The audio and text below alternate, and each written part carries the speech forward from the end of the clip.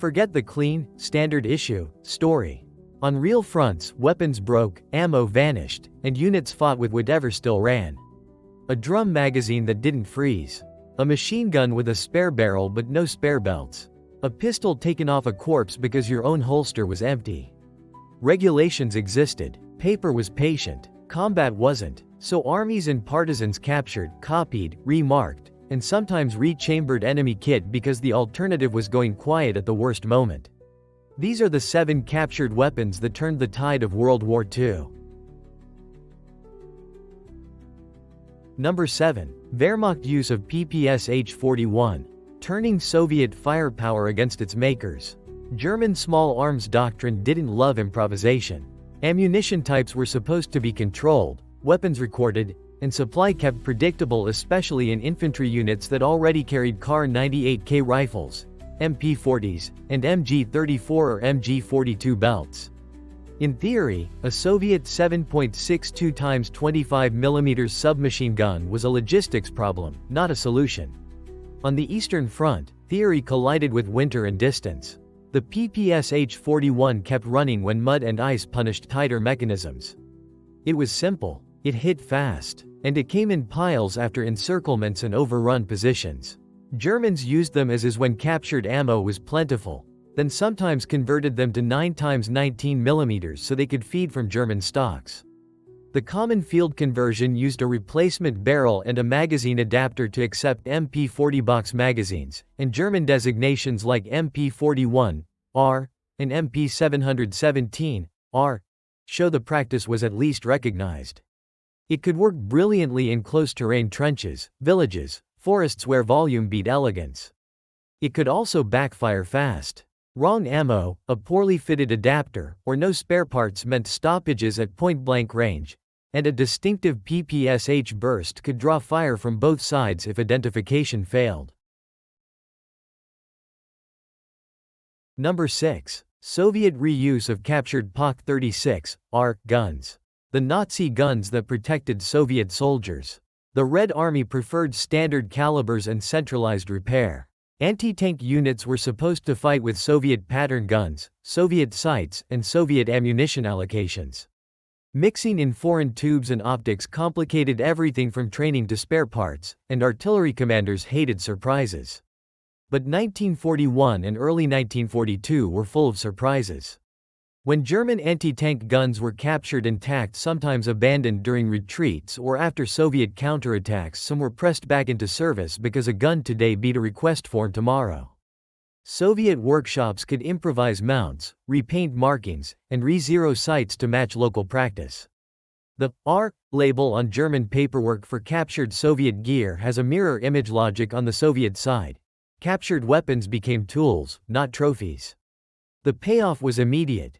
A serviceable anti-tank piece could be rushed into a threatened sector, even if it wasn't perfect for Soviet ammunition pipelines. The risk was just as real.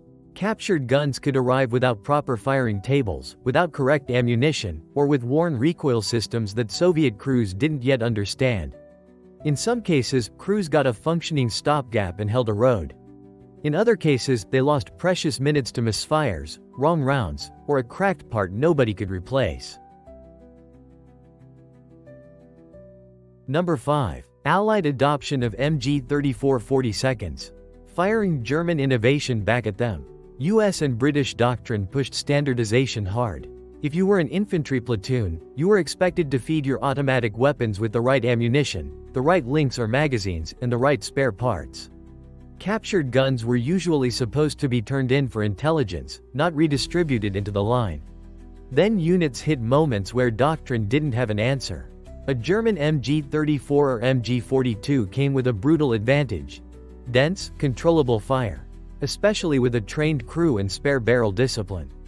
In the European theater, some Allied troops did use captured German machine guns when they could also capture belts, link, and 7.92 x 57 mm ammunition, most plausibly in short, local windows. After overrunning a position, during a fluid fight, or when a defensive perimeter needed one more gun right now. You also see deliberate use by commando-style forces and partisans, where logistics were already improvised. When it worked, it gave a squad an instant base of fire, sometimes enough to pin a counterattack while friendly weapons repositioned. When it failed brutally. Ammo ran out, spare barrels were missing, or a misidentified gun team got hit by friendly fire because that sound pattern screamed German. If you had to hold a hedgerow for one night, would you gamble on an MG42 you can't properly resupply? Number 4. Partisan use of MP40 submachine guns. The Resistance's weapon of choice. Partisan forces rarely had the luxury of a standardized table of equipment. Formal armies could write rules about ammunition accounting, weapon serials, and safe storage. Resistance groups operated under raids, secrecy, and constant attrition. Their doctrine was often whatever could be hidden, carried, and fed. That's where the MP40 fit. Compact. Familiar across occupied Europe because German units carried it widely. And it fired 9 times 19 mm, a cartridge that could sometimes be sourced from captured stocks, black markets, or drops. In France, in Yugoslavia, and in urban uprisings, captured MP40s show up because they were practical in ambush ranges, doorways, stairwells, alleys where a bolt-action rifle was too slow and a full-size machine gun was too hard to move. Fighters also liked that MP40 magazines could be carried flat and hidden under clothing more easily than bulky drums. In a hit-and-run raid, a captured MP40 could let a small cell overwhelm a guard post and disappear before reinforcements arrived. But it could also get people killed. Magazine feed issues were common if mags were dented or dirty, and a weapon that required 9 mm could become dead weight when the local network only had rifle rounds. Captured gear solved problems until it created new ones. Before we move on, if you're the one planning the defense, do you prioritize a weapon you can feed, or a weapon that hits harder right now? Tell us which item so far you'd actually sign for. Subscribe, because the top 3 get even messier. Number 3. Reissue of captured grenades. The simplest capture, the easiest mistake. Ordnance rules treated grenades like controlled explosives, not souvenirs. Armies wanted standardized fuses, clear markings, and drill that matched the exact delay time because a 2-second difference changes where a man is standing when it goes off. Captured enemy grenades were typically supposed to be collected, segregated, and sent to specialists. Front lines didn't always have specialists. A grenade you could throw was a grenade you could use. Captured German stick grenades, Soviet F1s, and egg-style grenades moved hand to hand after raids, in partisan caches, and in units that had burned through their own supply. Men learned by touch. Weight, pull, cap, friction. Sometimes they even swapped detonators and fuses when the body was intact but the ignition wasn't. Used right, a captured grenade could clear a room, break up a trench corner, or buy seconds during a withdrawal. Used wrong, it punished ignorance immediately. Different safety systems, degraded explosive filler, or a misunderstood delay led to throws that detonated early or not at all, leaving a live device in the dirt where someone later stepped on the problem. Number 2. Red Army's use of German pistols. A trophy that became a tool. Officially, sidearms were about authority and last-ditch defense, issued along narrow lines. Officers, crew-served teams, some specialists. The Red Army also preferred predictable ammunition and simple maintenance. A foreign pistol in 9 x 19 mm or 7.65 x 17 mm didn't fit neat supply tables, and paperwork mattered when you were trying to arm millions. Then the war made pistols more than symbols. German P.08 Lugers and Walther P.38s were common pickups after close fighting, especially where a man might lose his issued sidearm or never receive one. A captured pistol could be carried by tankers climbing out of a disabled vehicle, by scouts working in tight spaces, or by anyone who needed something small when the rifle was slung or gone. Ammunition came the same way the pistol did, from dead men, abandoned pouches, or hastily looted depots. Sometimes it paid off. A compact, reliable P-38 could keep a crew alive while they moved back through a shattered street. Sometimes it failed quietly: one empty magazine, one broken extractor, one caliber you couldn't replace, and the backup became dead weight at the exact moment it was supposed to save you. Number 1. German modification of Soviet ZIS-3.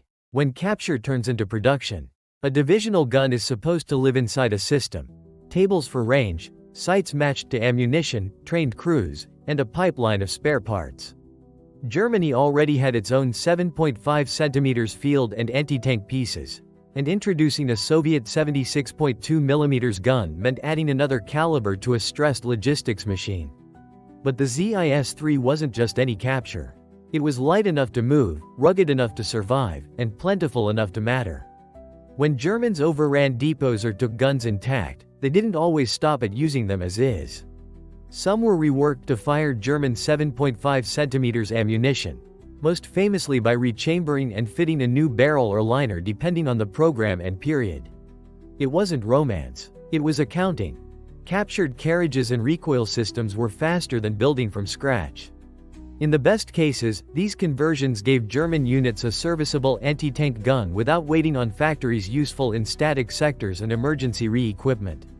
In the worst cases, mismatched parts and improvised maintenance shortened barrel life, confused ammunition issue, and left crews with a gun that looked familiar but behaved just differently enough to get them killed. Captured weapons weren't magic, and they weren't morality plays. They were evidence of a gap no staff map could close. The distance between what an army could supply and what a small group of people had to do, right now, to keep fighting. Every capture solved one problem by borrowing another. If you want World War II history without simplification or mythology, subscribe. Brass and Blitz stays with the messy details because that's where the real decisions were made.